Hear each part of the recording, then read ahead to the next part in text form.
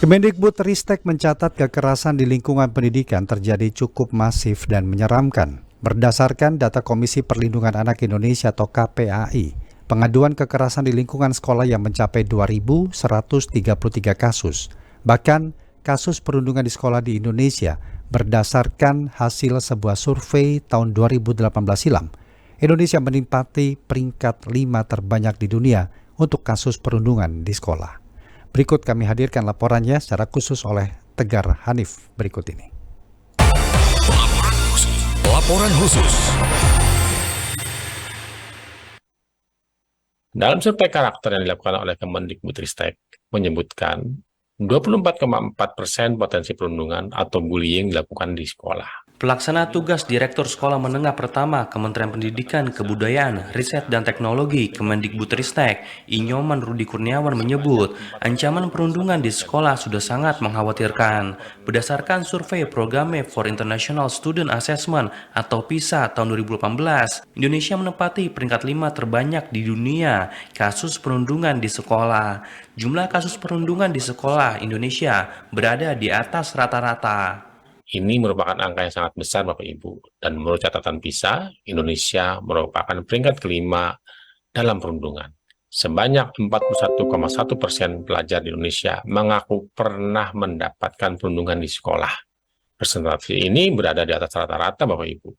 Rata-ratanya adalah 23%. Dan menurut catatan PISA juga Bapak Ibu, pelajar laki-laki dengan prestasi yang kurang baik itu cenderung menjadi korban perundungan. Kementerian Pemberdayaan Perempuan dan Perlindungan Anak, Bapak Ibu, menyatakan Indonesia darurat kekerasan seksual terhadap anak. Mereka mencatat kasus kekerasan seksual terhadap anak mencapai 9.588 kasus pada tahun 2022. Nah, ini mengalami kenaikan dari tahun sebelumnya, yaitu 4.162. Inspektur 2 Kemendikbudristek, Sutoyo mengatakan, pihaknya berkomitmen menghapus 3 dosa besar di dunia pendidikan Indonesia. Dosa besar tersebut mencakup kekerasan seksual, perundungan, hingga intoleransi. Sutoyo menyebut, di antara ketiga kasus yang ditangani oleh Kemendikbudristek, kekerasan seksual menjadi kasus yang paling sering terjadi di dunia pendidikan.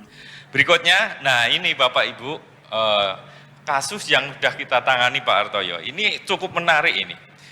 Kalau kita membagi 3 kekerasan tadi, yang merupakan 3 dosa besar di dunia pendidikan, mulai kekerasan seksual, perundungan, dan intoleransi, itu kalau kita bicara kekerasan seksual, ternyata kejadian yang paling banyak itu Bu Rita, itu di perguruan tinggi. Nah, di perguruan tinggi. Jadi kalau terkait dengan kekerasan seksual ini di perguruan tinggi mendominasi kasusnya gitu. Nah, kalau terkait dengan perundungan, nah ini mulai bergeser Pak. Itu pada jenjang pendidikan menengah yang paling mendominasi gitu. Ini ada 30 kasus. Kalau tadi yang kekerasan seksual di perguruan tinggi itu ada 65. Kemudian kalau intoleransi ini yang mendominasi juga masih di jenjang pendidikan menengah gitu. Sementara itu, hal yang sama disampaikan Menteri Pendidikan, Kebudayaan, Riset dan Teknologi, Nadiem Makarim.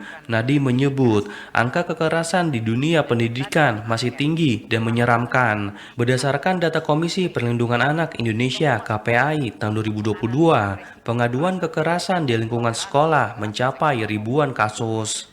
Data yang kita dapatkan dan kita validasi dengan organisasi-organisasi seperti KPAI dan lain-lain, ini datanya menyeramkan. Di tahun 2022 aja pengaduan yang masuk KPAI pada perlindungan khusus anak itu sebanyak 2.133 kasus. Itu yang masuk. Ini mungkin 0,0 berapa persen dari kejadian yang sebenarnya terjadi. Karena pada saat kita melakukan assessment, survei di asesmen nasional, sensus, ya, hampir 34% peserta didik berpotensi mengalami kekerasan.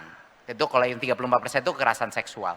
26% berpotensi mengalami hukuman fisik atau kekerasan fisik. Dan 36%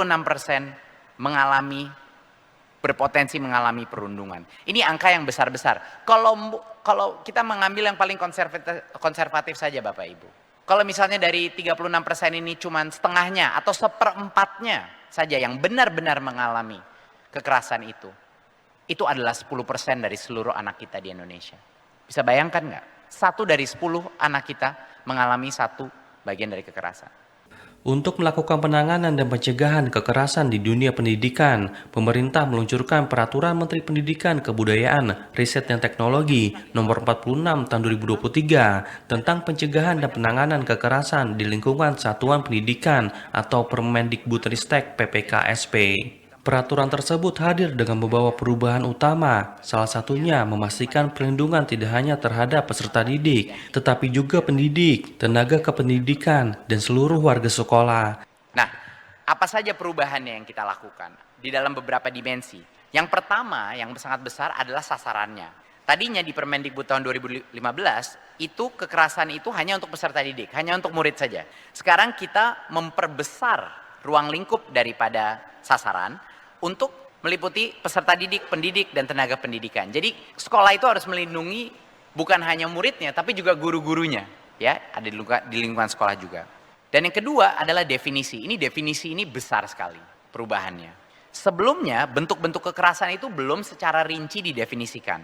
Di dalam Permendikbudristek 46 ini, definisinya sangat jelas dan sangat rinci, sangat spesifik. Dan nanti kita akan memasuki itu.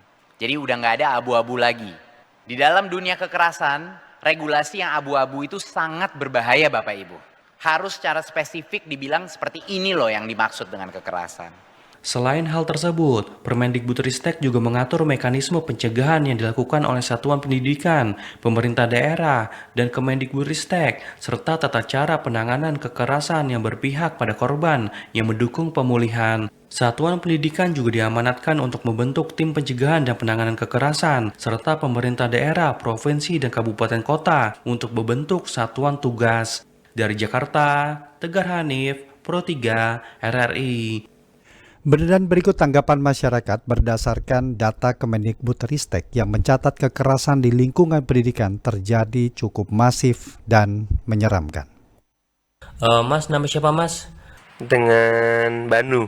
Mas, kasus kekerasan di dunia pendidikan belakangan ini kan sering mencuat dan muncul di publik nih. Dan berdasarkan hasil sebuah survei pada tahun 2018, Indonesia disebut menempati peringkat 5 terbanyak di dunia kasus perundungan di sekolah. Melihat fenomena tersebut, adakah masukan kepada pemerintah atau pihak terkait untuk menekan dan mencegah kekerasan di dunia pendidikan tanah air? Masih adanya kasus kekerasan di lingkungan pendidikan, sebenarnya pemerintah maupun pihak sekolah juga harus bergerak cepat ya. Kan memprihatinkan gitu dengan adanya kasus kekerasan di lingkungan sekolah. Dari sekolah tentunya harus meningkatkan pengawasan, dari pemerintah juga jangan saling lempar gitu antar kementerian atau antar lembaga, tapi harus kolaborasi gitu. Supaya ini bisa dicegah, bisa diantisipasi supaya ke depannya nggak ada lagi kasus-kasus kayak gini. Karena kan sebetulnya tinggal gimana gerak cepat dari pemerintah dan terutama juga dari lingkungan sekolah ya, orang tua juga lah. Nah itu perlu kesadaran dari masing-masing pihak untuk mencegah ke depannya supaya nggak ada lagi atau minimal bisa ditekan lah. Mbak, nama siapa Mbak? Nama saya Dewi, karyawan swasta. Mbak, kasus kekerasan di dunia pendidikan belakangan ini kan sering mencuat dan muncul di publik. Dan berdasarkan sebuah hasil survei pada tahun 2018, Indonesia disebut menempati peringkat 5 terbanyak di dunia kasus perundungan di sekolah. Melihat fenomena tersebut, adakah masukan kepada pemerintah atau pihak terkait untuk menekan dan mencegah kekerasan di dunia pendidikan tanah air? Dengan adanya banyak kekerasan di sekolah, bikin orang tua was-was nyekolahin anaknya. Karena di pesantren takut ada kekerasan seksual. Lalu di sekolah negeri juga takut kalau ada bullying.